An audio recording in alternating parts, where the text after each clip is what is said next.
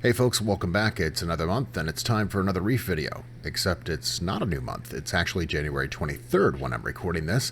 So you might be asking yourself, well, Weeble, why do we have another tank video?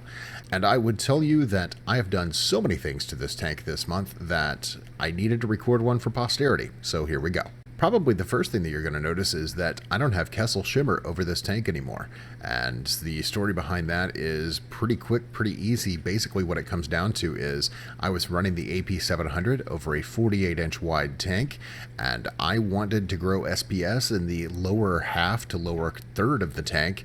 And unfortunately, the AP700 over a 48-inch tank just can't grow and color it the way that I wanted it to, so I had to make a lighting change. Ultimately, my decision came down to one of two things. I could either add some T5 and pick up the par value from that, or I could switch out fixtures. When it came to switching out fixtures, my choices were one of two things. I could either go for the Orphic Atlantic or the Radeon Pro in order to get the kind of depth that I wanted out of the lights. Now, I'll do another video at some point that explains my position on the Orphic Atlantic. I think it's probably the best LED on the market right now. Unfortunately, I also think it's massively overpriced. So for what I wanted to accomplish, and in order to get the tank looking the way that I wanted, I picked up a couple of Generation 2 Radeon Pros from a fellow Reef to Reef member, got them overnighted to me, hung them above the tank, and what you see is the result of that lighting change.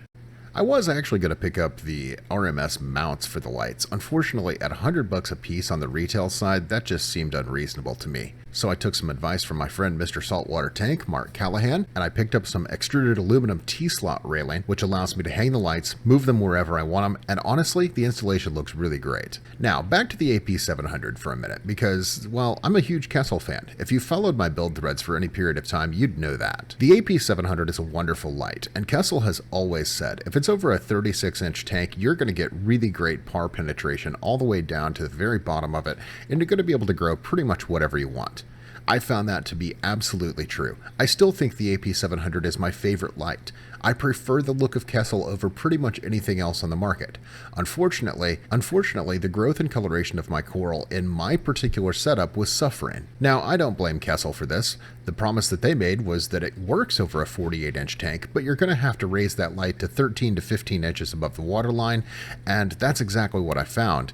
And so I just wasn't getting the light penetration that I needed, but Kessil never promised that I would. The Radeon Pros, they put out a lot of light. Right now, I have them at a maximum of 60%, and I'm seeing some really great day-to-day differences in the coral and the color and the health, and I couldn't be happier with the end result. Honestly, one of the reasons that I like the Orphic Atlantic so much is that when you hang it over a tank, it almost looks like T5s. It's that even wash of light that you see with a T5 tube, and I'm seeing very similar results out of the Radeon Pros. Now, I did make a change. I did put on the 120-degree lenses instead of, what are they, 80 degrees for the original TIR stock lenses. I don't know that I necessarily had to do that, but I had a pair handy, so I went ahead and did it anyway. One of the really difficult things for me to get used to was the color difference between the Kessils and the Radeons. Radeon has some red LEDs in it that they rely on pretty heavily in their stock settings, and I'm just not a big fan. Fortunately, because the Radeon has full RGB control, I can go in and I can change whatever I don't like about it. Unfortunately, what I found is that when people go screwing with stuff, well, they think that they're smarter than the people who are making the lights, and they can often have really negative results because of that.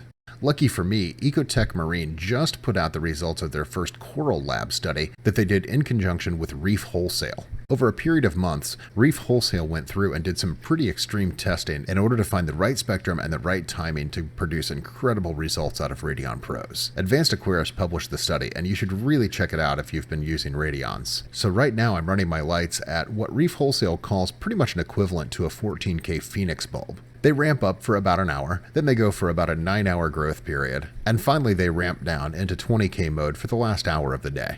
Now, I will say that even though I prefer the look of Kessil over Radeon, the results that I'm seeing, well, there's just no arguing with them.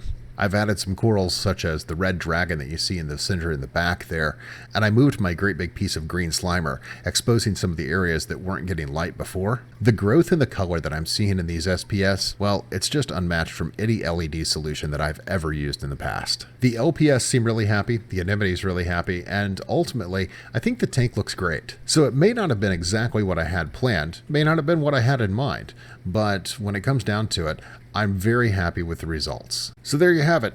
I guess that pretty much wraps us up for this month, and I'll be back in a couple of weeks as we get into February. But to summarize it for you, I still think the AP700 is a great light. It just wasn't the right light for me. While I may have loved the look of it, I had to ultimately go for the light that was going to give me the results that I wanted and the tank setup that I wanted to run. Thanks a lot for watching. Make sure to click that subscribe button if you want to stay up to date, and of course you can find me over on Reef to Reef. It is defective_Weeble. Or you can just do a search for Weeble's House O Tanks in Google, and my build threads will come up there. See you next time.